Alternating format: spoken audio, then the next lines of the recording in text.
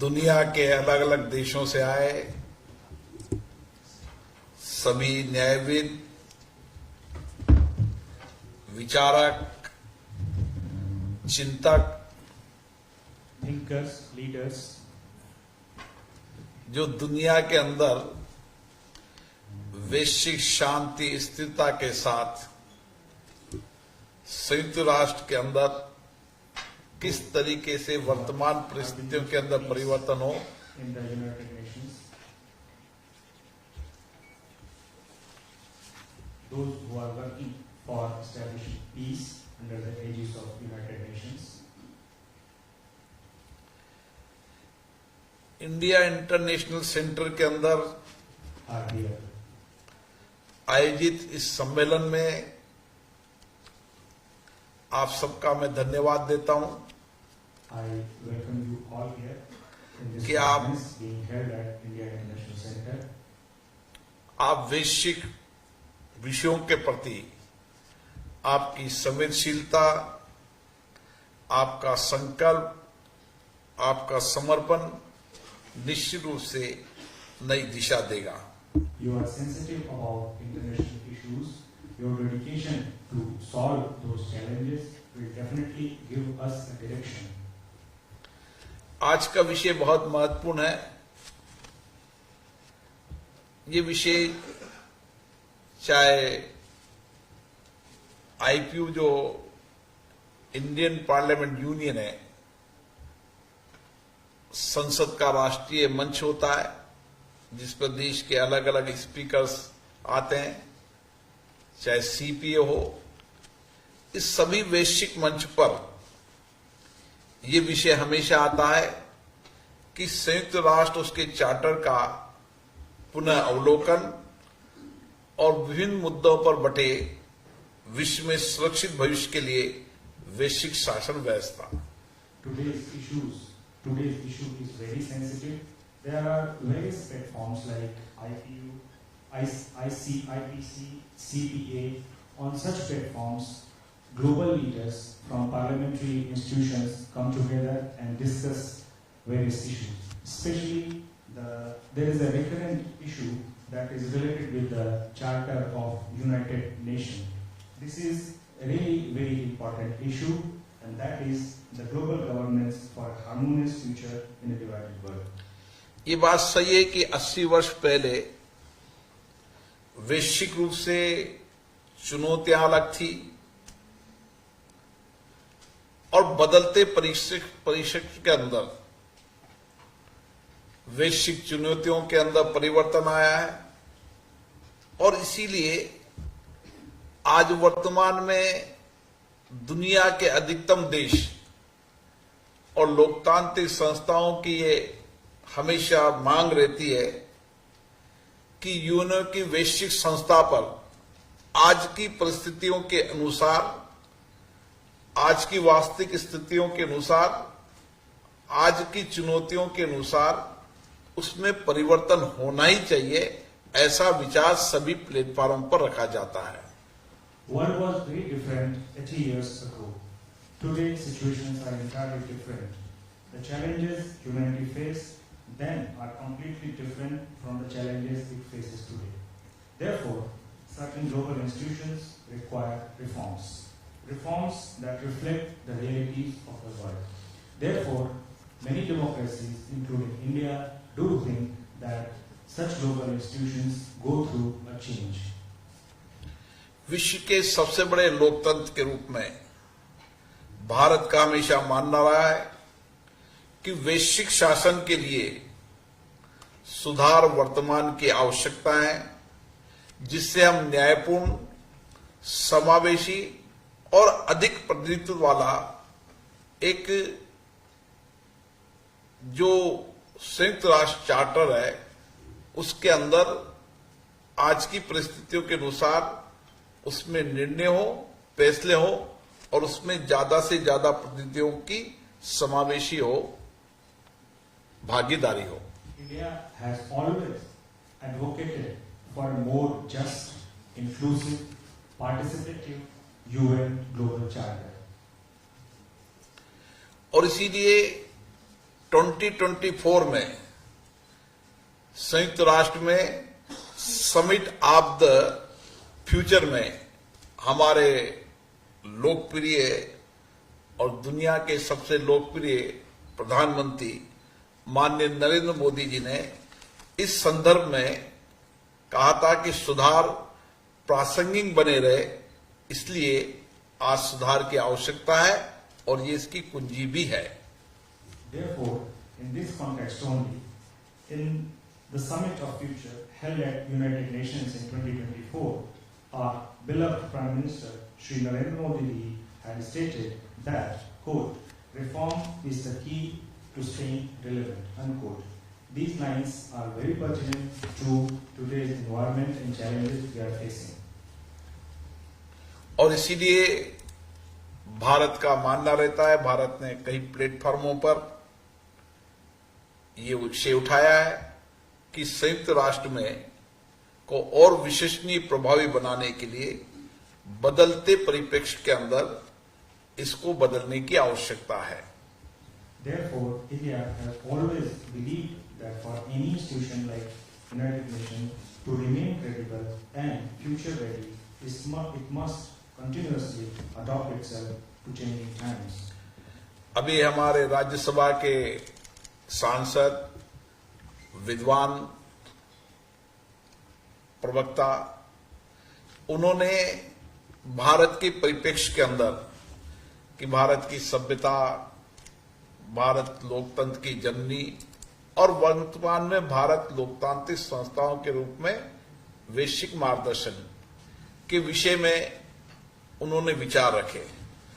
और ये सही है कि भारत ने G20 के समय भी एक पृथ्वी, एक परिवार, एक भविष्य, भारत हमेशा वसुदेव कुटुंबकम, सारा विश्व हमारा परिवार है, इस सिद्धांत को मानता है।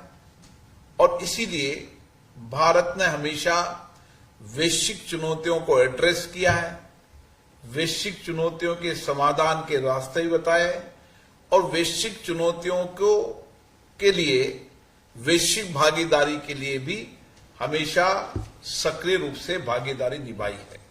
Our honorable friend from Rajya Sabha spoke about the Indian cultural heritage. He emphasized how our culture provides solution for the civilizational problems our modern world is facing. He highlighted some democratic trends which were present in our ancient civilizations. In this context only, we can see that G20 was a platform where India provided a successful roadmap for the future of the humanity. We kind of provided leadership to the world in that way. We have always believed in Vasudhaiva Kutumbakam. That is, world is one family. In this way, I would like to say that our cultural ethos carries the essence that we are one family. Therefore, we are intrinsically inclusive. If we look at the global challenges from this perspective, then we would be definitely able to solve many global challenges. इसलिए भारत का मानना है कि वैश्विक शांति, सुरक्षा और नियम आधारित वैश्विक व्यवस्था होनी चाहिए और यूएन चार्टर भी इसी दिशा में काम करे, ऐसी भारत की अपेक्षा रहती है। Therefore, India believes that UN Charter should be based on the principles of peace, rule and law, order-based systems and inclusivity. This is what India believes. और भारत ने हमेशा अपने वैश्विक दायित्वों को निभाया है। संयुक्त राष्ट्र में 1950 से शांति सेना के रूप में भी भारत ने हमेशा 3 लाख से अधिक सैनिक वहां पर भेजे और समय समय पर वैश्विक शांति के लिए भारत सक्रिय भागीदारी निभाता आया है। India has always played its role for the global peace. In 1950s, we sent our 3 lakh soldiers for various peacekeeping missions across the globe. और जितनी भी वैश्विक चुनौतियां हैं, चाहे स्वास्थ्य की वैश्विक चुनौतियां हो, उस समय भारत ने दुनिया के कई देशों के अंदर वैक्सीन भेजने की मित्रता निभाई। पर्यावरण के अंदर भारत हमेशा जलवायु परिवर्तन के लिए सबसे आगे नेतृत्व करता है। इतनी बड़ी आबादी, इतनी भौगोलिक स्थिति होने के बाद भी हमारे प्रधानमंत्री जी ने विश्व को एक दिशा दी है, मिशन लाइफ ऑफ स्टाइल, और ये एक मिशन है। और उसके साथ हमने ऊर्जा के विषय में क्लीन और ग्रीन एनर्जी के लिए भी जो वैश्विक मापदंडों से है उससे आगे बढ़कर काम किया है। Not only on many other social issues, but concerns related with health, the world faced in that area also. India played a pivotal role of a leader. We provided vaccines during the times of a recent epidemic we witnessed, and not only health. In the area of environment also, we always advocate for climate reforms. Our Honorable Prime Minister has launched a very important scheme, and that is kind of movement, that is life movement, that is advocacy for sustainable lifestyle. That is very important for environmental protection and the culture, the climate degradation we are facing. To contain that, these movements are very important. Along with this, we are also working in the direction of clean energy. We are a staunch advocate of clean and green energy. और मुझे आशा है कि इन सब वैश्विक चुनौतियों के लिए हमारे न्यायपालिकाओं के साझे दृष्टिकोण, साझे विचार, नए इनोवेशन, टेक्नोलॉजी का प्रयोग, इन सब पर भी आप सब लोग आपस में विचार विमर्श करेंगे ताकि हम एक विश्व के अंदर एक ऐसी बेहतर व्यवस्था बना सकें जो न्यायपूर्ण हो, समानता हो और सभी देशों के आर्थिक सामाजिक परिवर्तन में योगदान हो।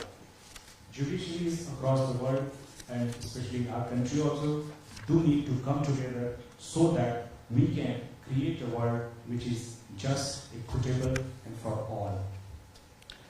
और इसीलिए मुझे आशा है कि इस विचार विमर्श के लोकतंत्र में विचार विमर्श, आपस में सहमति असहमति, अपने वैचारिक दृष्टिकोण रखने से ही हम वैश्विक शासन व्यवस्था को सशक्त करेंगे और दुनिया में शांति और स्थिरता लाने के लिए हमारे प्रयास निश्चित रूप से सफल होंगे। I strongly believe that for bringing peace and order in the world, we need dialogue. We need to listen to others, and we need to speak up our mind. That is very essential, and this is what I believe.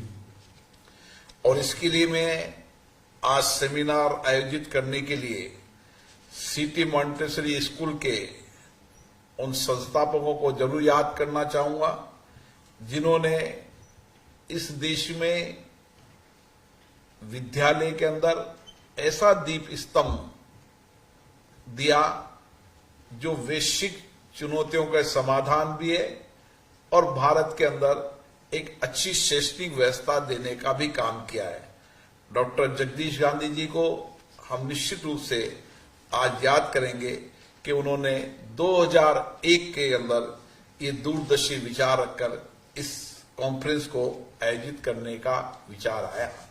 This platform, the International Conference of Chief Justices of the World, was initiated in 2001 by the late Shri Jagdish Gandhi, founder, City Montessori School, Lucknow. It's a unique global forum. Dr. Gandhi believed that the world unity is the foundation of human existence, and whatever he established is working as a lighthouse for all of us. और इसी विचार को आज श्रीमती गीता गांधी जी ने इस विचार को आगे बढ़ाया है।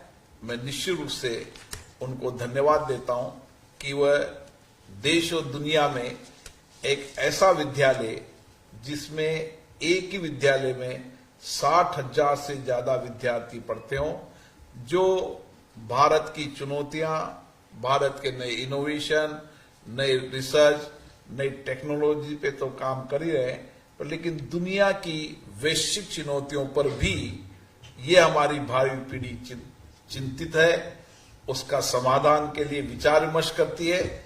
इसके लिए मैं इस विद्यालय को, सिटी मॉन्टेसरी स्कूल के विद्यालय को भी बहुत बहुत साधुवाद देता हूं, बधाई देता हूं। और आप सब यहां पधारे, आप सबका बहुत बहुत धन्यवाद। जय हिंद। श्रीमती गीता गांधी।